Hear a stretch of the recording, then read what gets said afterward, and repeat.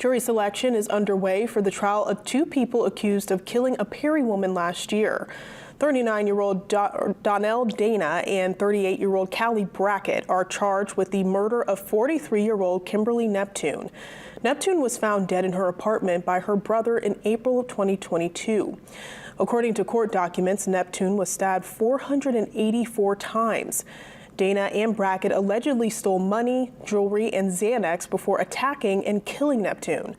The court affidavit revealed Dana had lived with Neptune for a couple of years and also has a son with Brackett.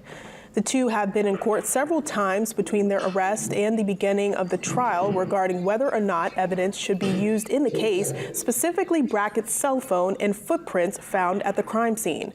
The trial will start right after jury selection is completed.